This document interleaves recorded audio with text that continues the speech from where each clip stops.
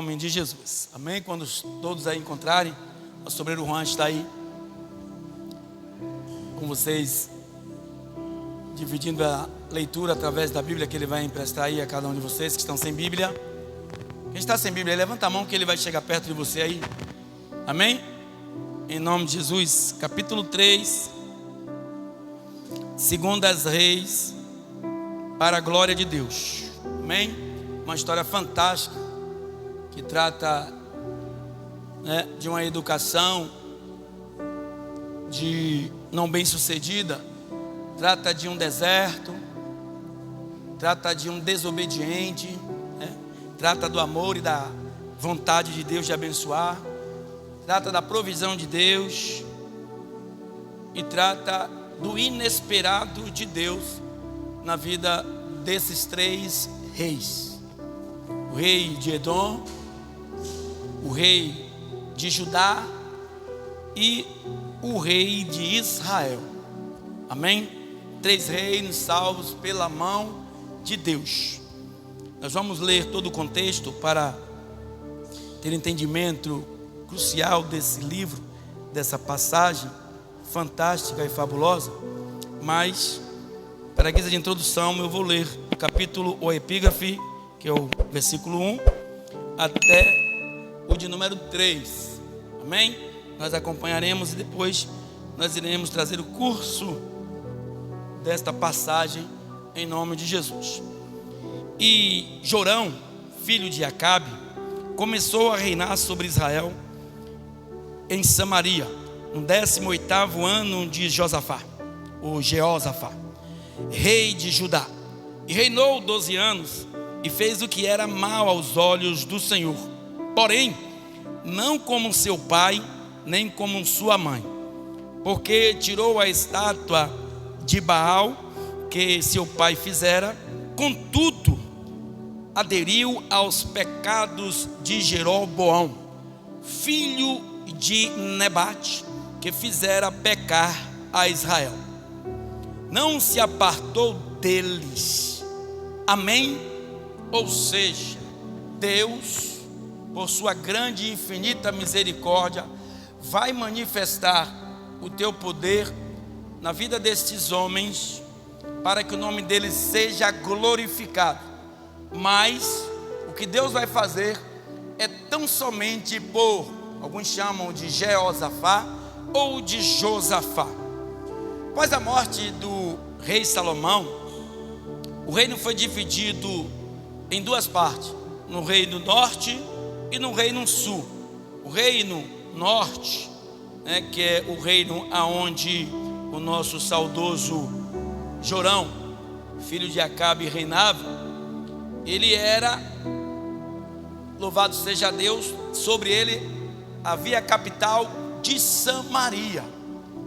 E no reino sul, que era o reino da tribo de Judá, estava ali a capital de Jerusalém, aonde quem estava reinando nesta época era Jeosafá. E o que aconteceu naquela época é que, morrendo Acabe, Deus, como tinha na sua vontade de levantar outro rei, o rei no lugar de Acabe, porque Acabe fizera tudo que era mal aos olhos de Deus. Então Jorão, filho de Acabe, após a morte do teu pai, toma o seu lugar como era de direito, era um costume da época.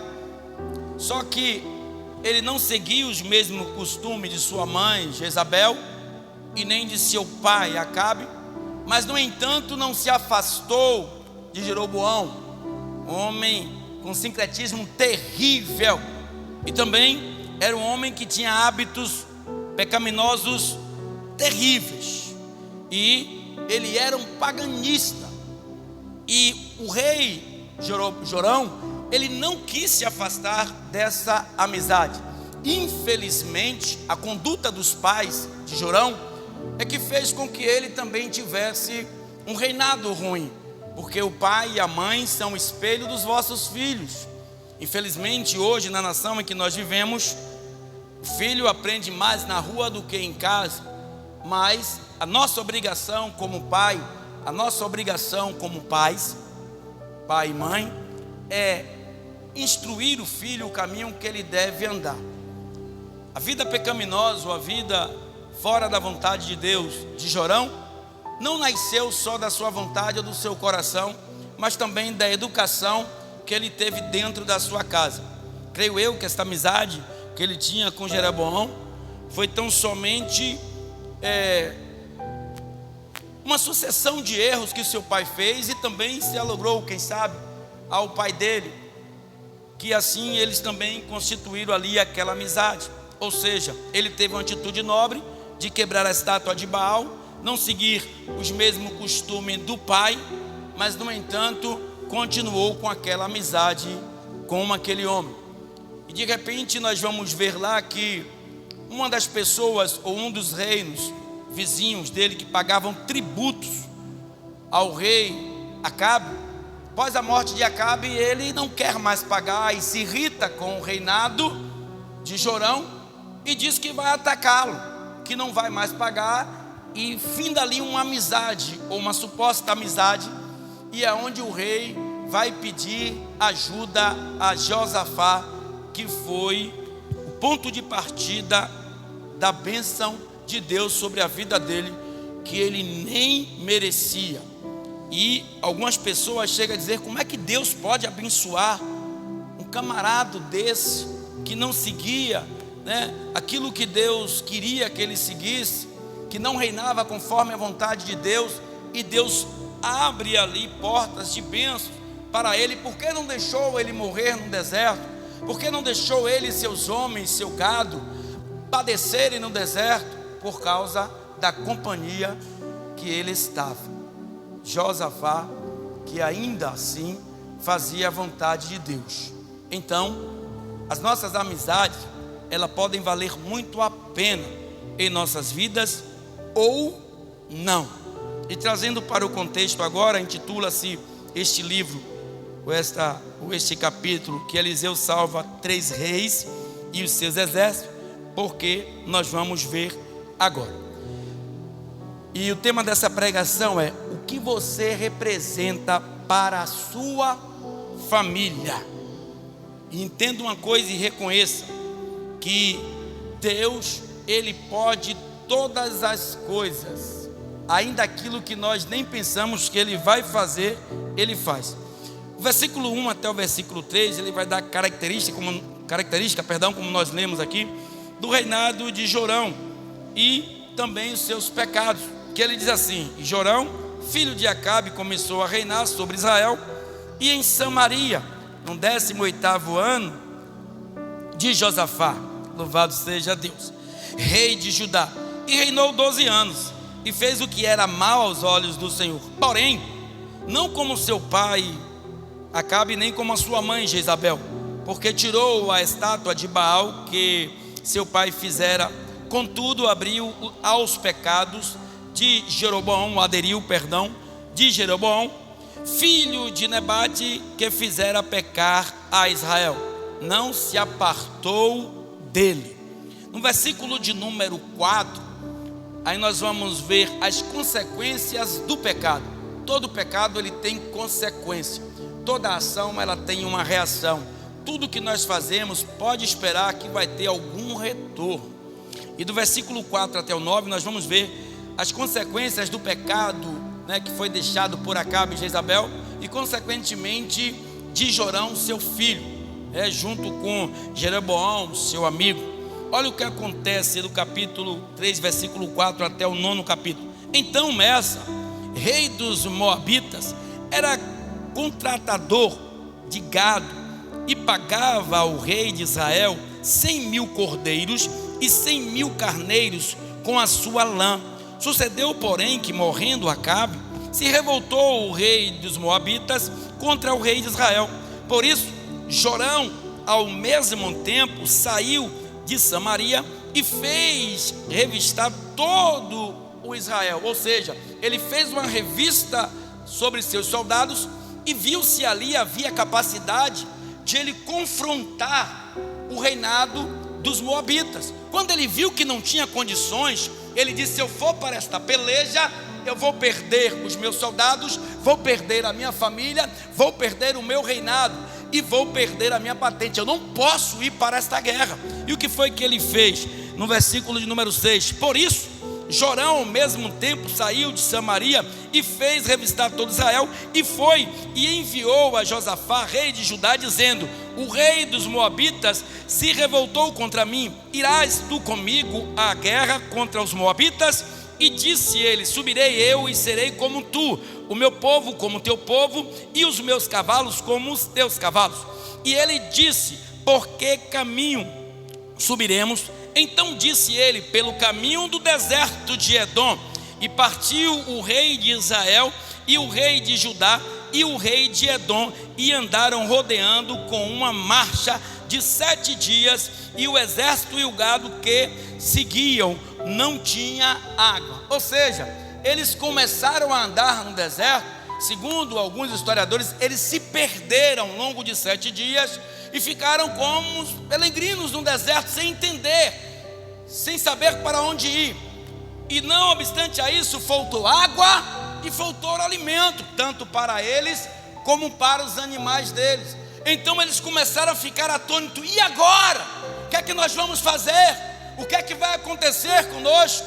Como costume normal, como costume natural do ser humano, nós que fazemos parte de uma igreja evangélica, costumamos sempre a jogar a culpa em Deus.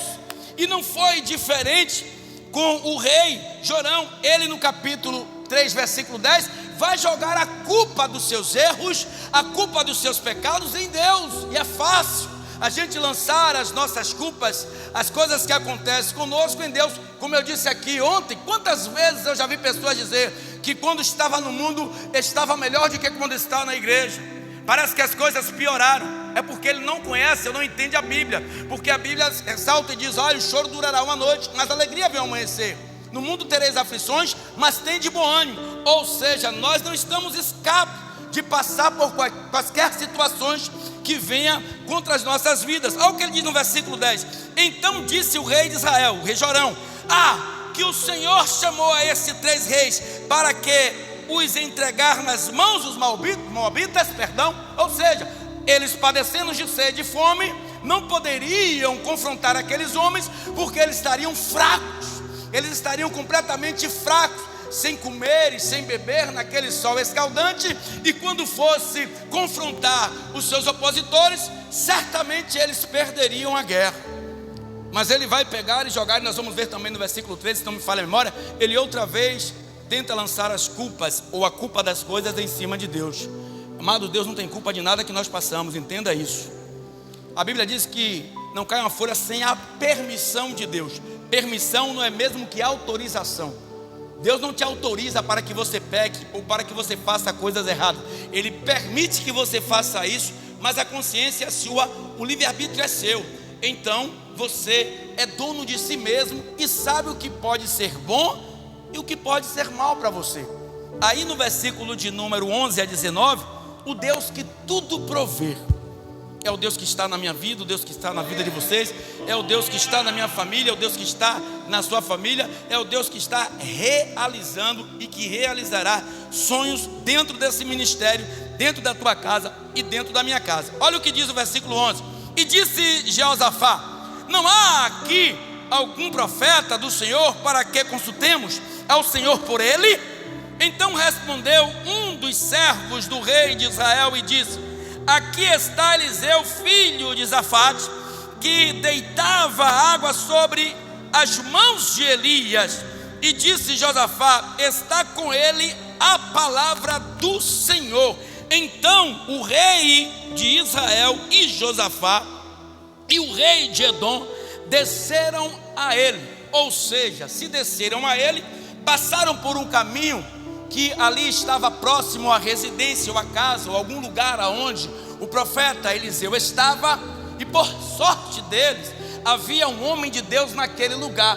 Infelizmente hoje está trocando-se as bolas, aonde tem homens de Deus que não dão os respeitos, ou se dão o respeito de serem chamados homens de Deus, e não deixa que Deus os usem, e tem pessoas que não valorizam os homens de Deus na terra.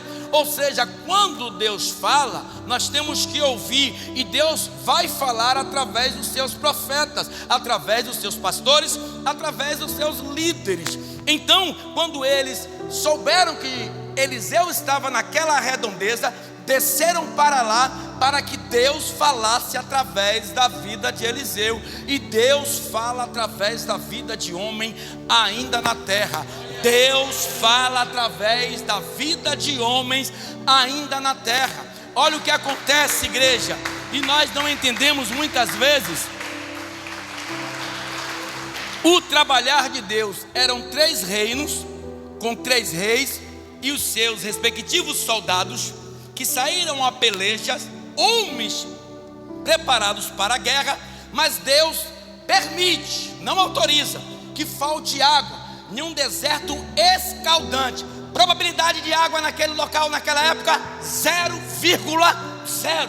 Mas Deus deixa que nós passemos por essa situação, e propositalmente Deus permitiu que eles fossem pelo deserto de Edom, e que ali Deus sabia que durante o percurso deles, a água dos seus odres iria se acabar, e eles não iriam ter como adquirir água naquele deserto. Eu só conheço um ser que faz brotar água no deserto, e esse está sentado à esquerda de Jesus Cristo de Nazaré, que se chama Yahvé. Ele pode todas as coisas, Ele pode fazer o impossível. Talvez você esteja questionando o momento e a situação em que você está vivendo, está atravessando, mas Deus não põe você à prova da qual você não possa suportar. E Deus sabia que eles poderiam suportar aquela prova. Então, no versículo, louvado seja Deus, de número 13, diz assim, ó: mas Eliseu disse ao rei de Israel: que tenho eu contigo? Ou seja, quem é você para me pedir algo? Vou traduzir: quem é você, seu incircunciso, para me pedir algo da parte de Deus? Ou pensas que eu não sei como você vive diante do meu Deus, da maneira que você se retrata ao meu Deus, da maneira que você se opõe às ordenanças dele? Aí ele diz assim: vai aos profetas do teu pai e aos profetas da tua mãe, ou seja, de Jezabel e de Acabe. Pede a eles, a Baal, para que eles possam nutrir, ou melhor dizendo, nutrir as suas necessidades nesse momento. Ele falou aquilo, igreja, mas Deus iria abençoá-lo. Mas Deus estava fazendo aquilo para que ele entendesse que só há um Deus que pode fazer aquilo que nenhum outros deuses podem fazer. É esse Deus o qual nós servimos. É esse Deus o qual eu e você estamos perante a Ele todos os dias de nossas vidas. Não tem outro lugar, não tem outra solução, não tem outro ser que possa fazer por nós, no momento de maior angústia de nossas vidas, o que só Ele pode fazer. Então entregue os teus caminhos ao Senhor, confia nele, que o mais Ele fará. Não precisa tanto estandalhaço, tantas coisas, tanto alvoroço. Se Deus está no negócio, Deus ele vai fazer o milagre acontecer. Aí ele diz assim: porém, parte B do versículo 13, o rei de Israel lhe disse: não, porque o Senhor chamou esses 3 reis para os entregar nas mãos. Olha ele de novo, questionando a autoridade, questionando a potência celestial de Deus, ou seja, lançando a culpa em Deus. Ele não consultou a Deus para ir naquele deserto e nem para ir naquela peleja, mas assim como no versículo 9, no versículo 13, parte B, ele vai novamente lançar a culpa sobre Deus. Não, porque o Senhor chamou esses 3 reis para os entregar nas mãos dos moabitas. Deus não bota você na mão de inimigo nenhum. É nós que tomamos essa decisão. É nós que lançamos nossas famílias nas mãos dos inimigos, ou do inimigo crucial, que é Satanás. Nós que fazemos isso com as nossas ações, com os nossos modos operantes errôneos de vida, e não percebemos. Porque o diabo muitas vezes faz com que nós vivamos, sabe, como se tivesse em êxtase, que não tivesse com os pés no chão, e agimos conforme a nossa vontade, a nossa carne, o nosso prazer. E Deus não está nesse negócio. Então ele queria novamente lançar a culpa em Deus. Deus não tendo culpa nenhuma. E assim é com muitos dentro da igreja hoje em dia. Começa a se queixar de Deus. Para que eu estou na igreja? Eu dizimo, eu oro, eu jejuo, eu obedeço pastor, eu faço as obras de Deus e tudo está dando errado. Quem é você? Faz uma auto-retrospectiva em tudo que você fez até o momento que você está reclamando e veja se você não está pagando algum preço. Se não for isso, veja se Deus não está colocando alguma prova sobre você para que você possa ser aprovado por Ele. Aí ele continua no versículo 14. Aí diz assim Eliseu: vive o Senhor dos exércitos, em cuja presença estou, que se eu não respeitasse a presença de Jeosafá, rei de Judá, não olharia para ti e nem viraria a cara para você. Mas porque Josafá está aqui, em respeito a esse rei, em respeito a esse homem que serve ao meu Deus, eu vou ouvir as tuas palavras e vou dar crédito àquilo que você está me falando. Mas creia em Deus, se você estivesse aqui sozinho, você iria padecer nesse deserto. Está vendo a importância que é estarmos na presença de Deus? Estar fazendo a vontade de Deus? Que em um momento como esse que você vai precisar de Deus, e Deus vai cruzar os braços e vai deixar com que as coisas horrendas aconteçam em suas vidas por causa da negligência, por causa da falta de responsabilidade para com Ele. Então vigia a igreja e vira-se completamente para Deus, para que Deus vire também a sua face para cada um de vocês. Aí versículo 15 ele diz assim: ora, pois traze-me aí um tangedor. E sucedeu que, tangendo o tangedor, ou cantando uma canção, tocando lá um instrumento, veio sobre ele a mão do Senhor. Homem nenhum faz nada se o Senhor não tiver com ele. Então Eliseu tinha poder, assim como o seu antecessor Elias, que era também um grande profeta, fazia tudo pela mão de Deus, e pela vontade de Deus, e pelo poder de Deus. E disse, versículo 16: assim diz o Senhor, fazei neste vale. Presta atenção agora como é que Deus trabalha na vida de quem Ele quer, como Ele quer e de que maneira Ele quer. Eles só queriam água. Você entendeu?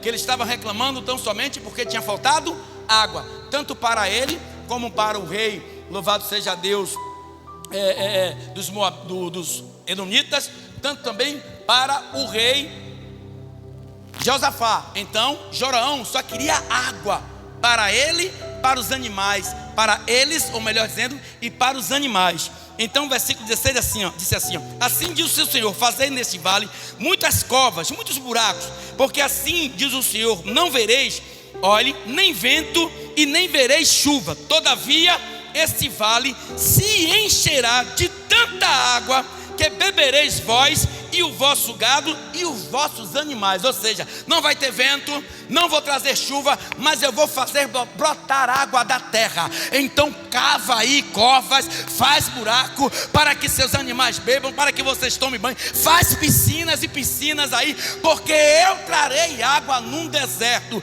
eu farei brotar água num deserto, eu curarei essa enfermidade, eu trarei aquele filho seu para a presença de Deus, eu transformarei a vida da tua família, eu vou fazer um milagre acontecer. Então somente creia. Você sabe o que é você estar no deserto, num sol de 46 graus centígrados, e uma pessoa dizer a você: cava buraco, porque não vai ter vento, não vai ter chuva, mas vai ter água. O que é que você iria fazer com suas forças limitadas, devido à sede que você já estava?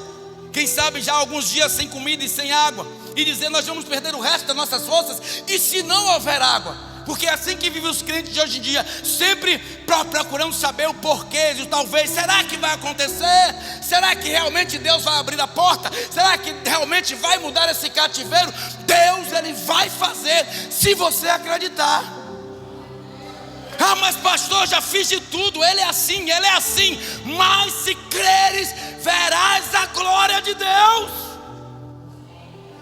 Quantos empecilhos teve para aquela mulher em Lucas 8,42, para que ela não se achegasse perto de Jesus, para que não fosse apedrejada, mas ainda assim ela venceu as circunstâncias, venceu os porquês e os talvez, e se deparou contra a orla das vestes de Jesus. Está faltando, na verdade, são verdadeiros adoradores, que creem em homens, creem em manifestação humana, mas não creem na existência do invisível de Deus. Cava buraco aí. E eles olham para o céu, cava buraco. Eles dizem: rapaz, eu imagino aqueles trabalhadores, aqueles soldados, aqueles homens que foram com eles, os pastores das ovelhas, os tratadores do gado, dizem: rapaz, cavar buraco, olha para esse sol. E o homem de Deus está dizendo que não vai ter chuva, e não vai ter nem vento, para que cavar? É porque aquilo que você não vê, Deus está trazendo com esperança para a sua vida, e Ele vai fazer o milagre acontecer. Basta que você creia. Não bate de frente com o problema, não. Não se depara com aquilo que você não tem forças para lutar. Apresenta tudo nas mãos de Deus, porque Ele fará o milagre acontecer. Olha o que Ele diz, louvado seja Deus, no versículo 18: e ainda isto é pouco. Ou seja, Deus quer te dar muito mais. Ele pediu só água. Olha o que Ele diz, ó: e ainda isto é pouco aos olhos do Senhor. Também, eles não pediram isso, eles queriam água. Repete comigo, diga: eles queriam água. Diga: eles queriam. Aí diz assim o Senhor: e ainda isto é pouco aos olhos do Senhor, também entregará Ele os moabitas nas vossas mãos, e ferireis todas as cidades fortes, e todas as cidades escolhidas, e todas as boas árvores cortareis, e tapareis todas as fontes de água, e, louvado seja Deus, danificareis com pedras todos os bons campos. Ou seja, ia destruir a cidade toda, por amor a Josafá. E seriam acometidos daquelas bondades ou agraciados Jeroboão e também Jorão. Porque Deus, Ele, quando te abençoa, ou quando você é um abençoado de Deus, aonde você põe a planta dos teus pés, o lugar também é abençoado. Porque Josafá estava naquele lugar, toda aquela terra, Júnior, estava sendo abençoada. Aonde eu estiver, o lugar tem que ser abençoado. Aonde você estiver, o lugar tem que ser abençoado. Por quê, pastor? Porque tem que haver a presença de Deus. Então ele disse: eu não vou dar só água não, eu vou cortar as árvores, eu vou destruir os poços, vou fechar com pedras, eu vou entregar os moabitas na mão de vocês, todos os flecheiros, todos os guerreiros, todos os espadachins, não ficará nenhum. E tem um grande milagre de Deus nessa história. E Deus, Ele não opera a bênção sem milagre. Eu aprendi isso. Deus, Ele não derrama bênçãos na sua vida sem milagre, para que haja mais evidência que foi Deus e não o homem que fez. Porque se Deus fizer algo na sua vida que você pediu a Ele de uma forma natural, lá na frente você vai se ensoberbecer e vai dizer: foi eu que fiz, foi eu que conquistei, foi eu que adquiri. Mas quando tem um sobrenatural, você não tem como dizer que foi você que fez. E nós vamos ver à luz da palavra como Deus age na vida do homem, como Ele quer. Amém? No versículo 20, você tem que fazer a sua parte. Deus prometeu, Deus já não fez um voto a você, ou uma aliança a você, que Ele iria entrar com providência, e não obstante a isso, que Ele iria trazer uma bênção junto a outra que Ele derramou sobre sua vida.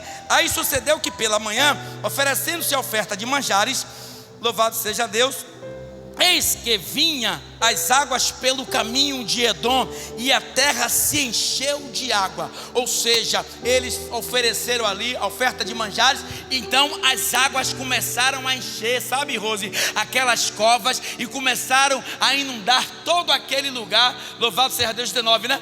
Encher todo aquele lugar e fazer com que a bênção de Deus descesse sobre aquela terra. Então Deus quer derramar sobre a tua vida essa bênção. Deus quer derramar sobre a sua família este propósito. Amém? Versículo 19, perdão. Versículo 19. Versículo 20. E sucedeu que pela manhã, oferecendo-se a oferta de manjares, eis que vinham as águas pelo caminho de Edom, e a terra se encheu de água. Você crê nesse propósito de Deus? Que Deus quer abençoar você abundantemente, que Deus quer fazer transbordar as covas que estão cavadas pelas suas mãos, ou seja, pela vontade que você tem de ser abençoado, você fazendo a sua parte na oração, na petição, no jejum, naquilo que você tem pedido e solicitado a Deus. Você crê que Ele vai se revelar na sua vida? Então no versículo 21, louvado seja Deus, quando os seus inimigos começam a ouvir que Deus começou a trabalhar na sua vida, eles começam a ficar atônitos, começam a ficar com medo, mas no entanto, eles vão de encontro a você. Não pense que eles vão querer fugir da batalha antes de eles serem derrotados. Enquanto seus inimigos não forem derrotados por Deus, eles vão sempre se levantar contra a sua vida. Olha o que diz o versículo de número 21, e nós vamos finalizar com todo ele até o 27, diz assim, ouvindo pois os moabitas que os reis tinham subido para pelejarem contra eles, convocaram a todos os que cingiam cinto, e daí para cima, e puseram-se às fronteiras, e levantando-se de madrugada, olha como eu disse, que vai ter um milagre de Deus, e nós vamos ver o milagre de Deus agora. E levantando-se de madrugada e saindo o sol sobre as águas, viram os moabitas defronte deles as águas vermelhas como sangue, e disseram: isto é sangue. Certamente que os reis se destruíram à espada e se mataram um ao outro. Agora pois, apresa os moabitas. O sol, olha para cá, foi tão intenso que quando eles se depararam com o rio, a claridade do sol fez com que eles enxergassem que as águas tinham se transformado em sangue, mas as águas estavam normais. Então eles tiveram no pensamento deles, olha, eles ficaram com medo, viram que estava no meio do deserto, encurralados, e começaram a matar uns aos outros. Agora vamos pegar o resto que sobraram. Só que Deus tem estratégia para te abençoar, e Deus fez que o sol naquele dia abaixasse mais um pouquinho, que Deus descesse mais um pouquinho aquele sol e começasse a refletir pelas águas, para que os inimigos pensassem que era sangue e tivessem mais um fôlego, tão somente para cair ao fio da espada daquele que é servo. Tem servo de Deus aqui? Então empunha a sua espada sobre a tua mão, empunha a sua espada sobre a tua mão, que o diabo vai ter que cair por terra contra a tua vida. Essa é a nossa espada, essa é a nossa força, essa é a nossa trajetória de luta. Versículo de número 24. Porém, chegando eles ao arraial e feriram os moabitas, chegando ele ao arraial de Israel, e os israelitas se levantaram e feriram os moabitas, os quais fugiram diante deles, e ainda os feriram nas suas terras, ferindo ali também os moabitas, e arrasaram as cidades, e a cada um lançou a sua pedra em todos os bons campos, e os entulharam, e taparam todas as fontes de águas, e cortaram todas as boas árvores, até só louvado seja Deus, em Hazereste, e deixaram ficar as pedras, mas os fundeiros que lançavam fundas a cercaram e a feriram. Ou seja, Deus fez com que os israelitas ficassem escondidos, enquanto eles vinham dispersos, pensando que tinham se matado, e quando eles se depararam, foi com 3 exércitos completamente potentes, e mataram a maioria deles, e os que não morreram ao fio das espadas, escaparam para as suas terras. Ou seja, Deus está te dando hoje estratégia de guerra, para que você possa vencer o mal que está sobre a tua vida, o mal que está sobre tua casa, o mal que está sobre tua família. Ele não vai prevalecer, porque Deus está no controle da situação. Então tão somente creia que Ele vai fazer um milagre acontecer.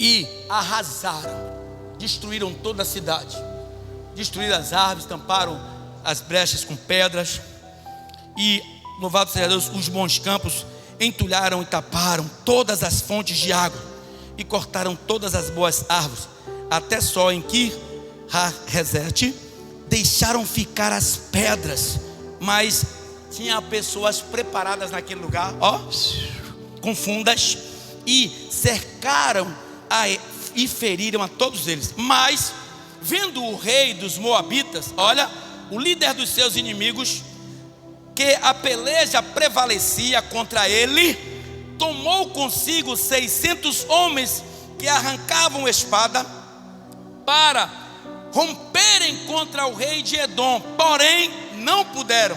Deus impediu toda e qualquer atitude dele contra a vida de Jorão, de Jeroboão e de Jeosafá. Então tomou a seu filho primogênito, que havia de reinar em seu lugar, e o ofereceu em holocausto sobre o muro, pelo que houve grande indignação em Israel. Por isso retiraram-se dele e voltaram para a sua terra.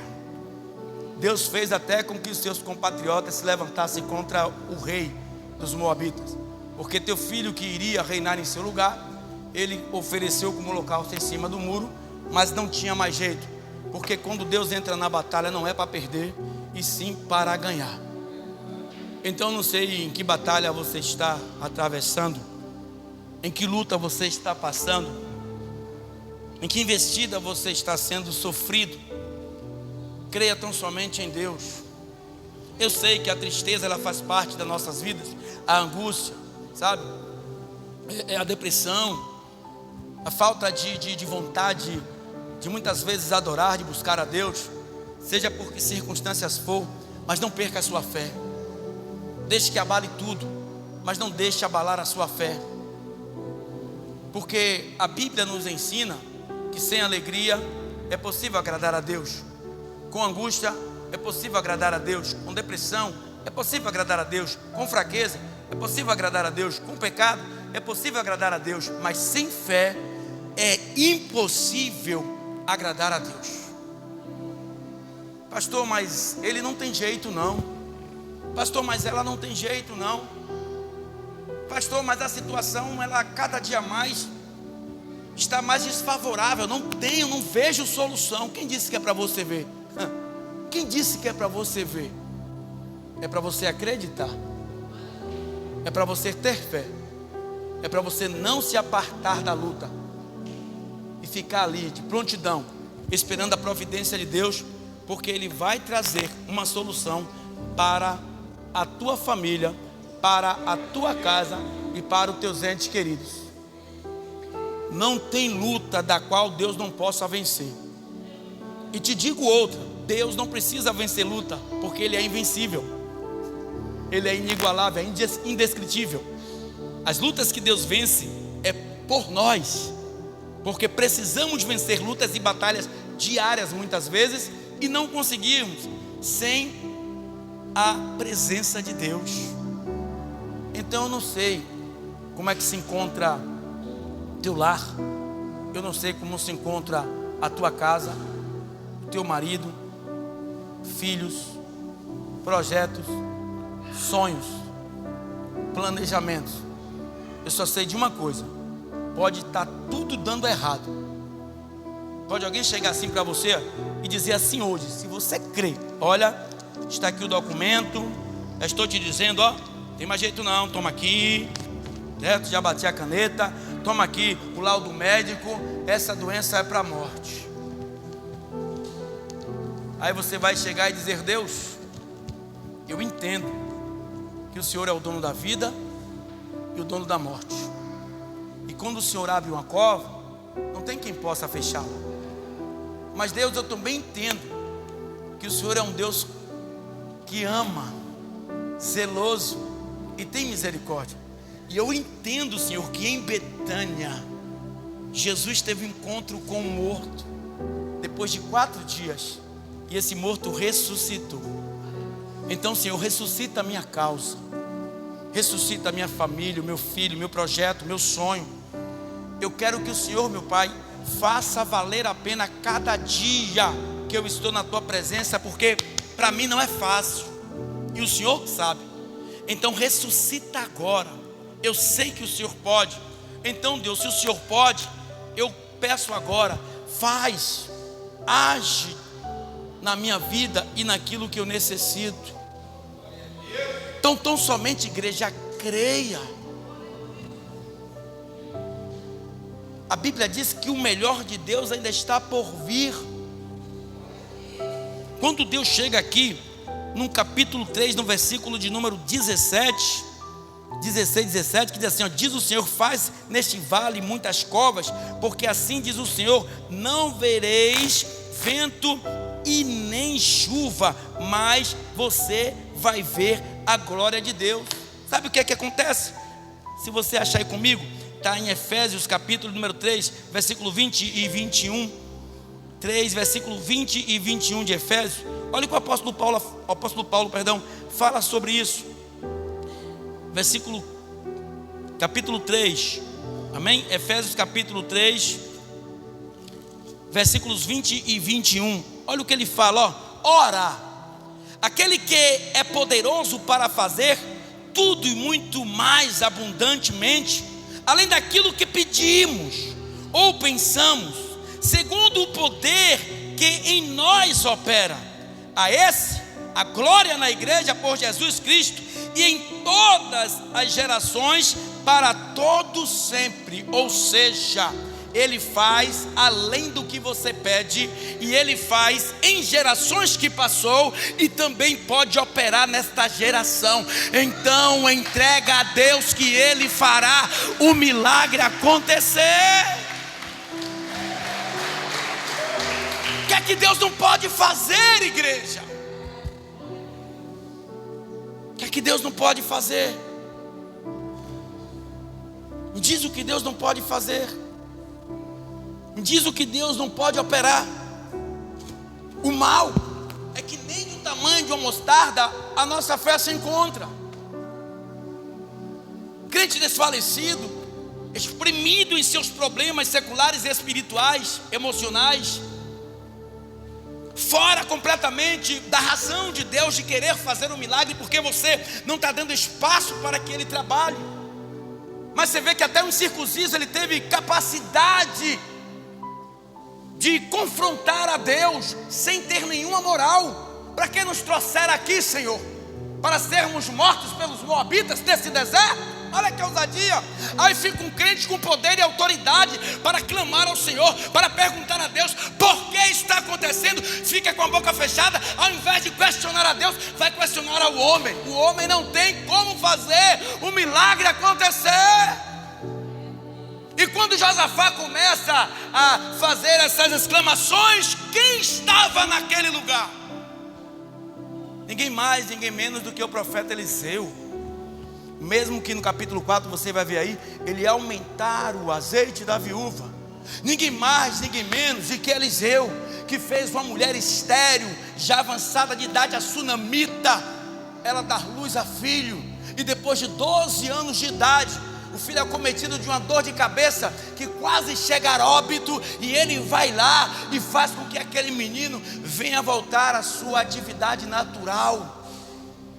Deus está enviando esta palavra no seu coração nesta noite. Não desanime, não desista, não pare, porque é isso que o inimigo quer. Porque quando você pisa no freio, Satanás pisa no acelerador. Quando você para, ele caminha, ele continua. Quando você desiste, é aí que ele faz um recomeço da destruição que ele quer contra a minha e contra a sua vida. Então o momento de você dizer que Deus é na sua vida é no momento de maior dificuldade, de extrema dificuldade. Porque quando tudo está bem, é fácil dizer que Deus é na minha vida, é fácil dizer que Deus é na sua vida. O difícil é dizer que Deus vive e reina quando tudo está difícil e quase acabado. Como está a tua casa? Talvez você esteja bem, seu marido, sua esposa, seu filho. Talvez um ou outro esteja passando por alguma situação, seja ela financeira, espiritual, seja ela psicológica, eu não sei, conjugal, familiar. Só quem pode curar você é Deus. Só quem pode reparar os danos é o Senhor. Só quem pode transformar essa situação é Deus. Então creia nele, não desista. Às vezes acontece coisa, eu vejo o crente, sabe, igual como se estivesse com um foguete no bumbum. De repente acontece alguma coisa, não sustenta a fidelidade com Deus.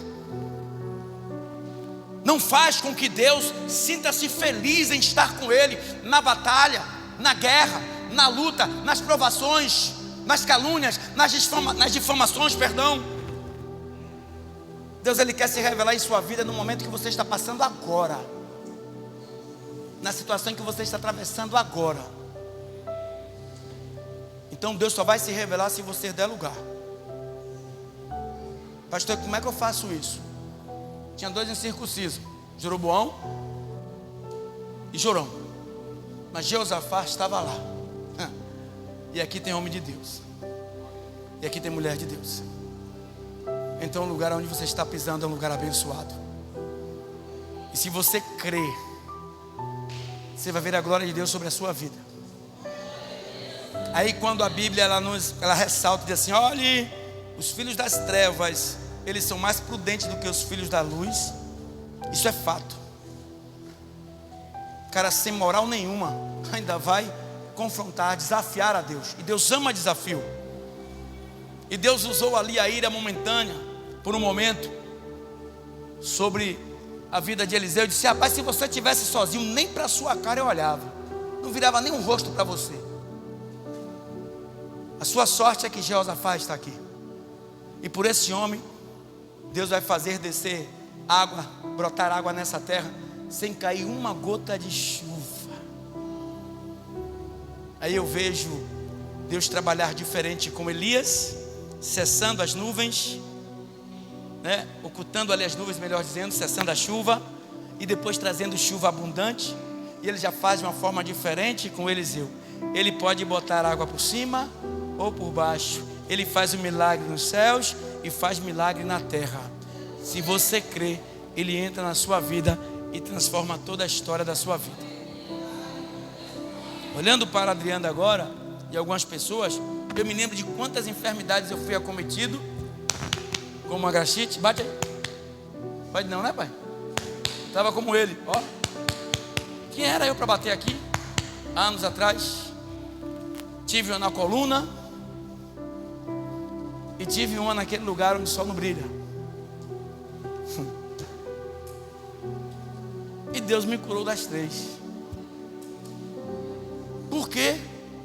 Eu, com todo o pecado, com todos os erros, com todos os percalços, criei em Deus.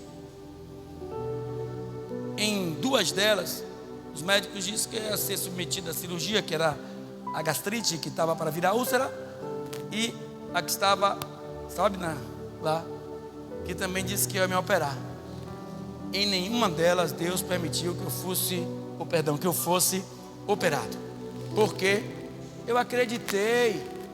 Crer é isso, acreditar. Então acredite no Deus que você serve. Porque os macumbeiros acreditam nos deuses que eles servem. Os espíritas acreditam nos deuses que eles servem, né? Os umbandistas acreditam no Deus que eles servem. Os maçônicos acreditam no Deus da seita que eles servem. E você? Acredita em quem? Ou você é assim como os crentes ou os adoradores liberais, né? Que dizem que Jesus era um grande profeta, mas não creem que ele era filho de Deus. Jesus está aqui. Se ele está aqui, um milagre vai acontecer. Glória a Deus. Porque ele é onipresente. Ele está nesse lugar. Então creia que será salvo, tu e também a tua casa. Fica de pé em nome de Jesus. Vou pedir a missionária.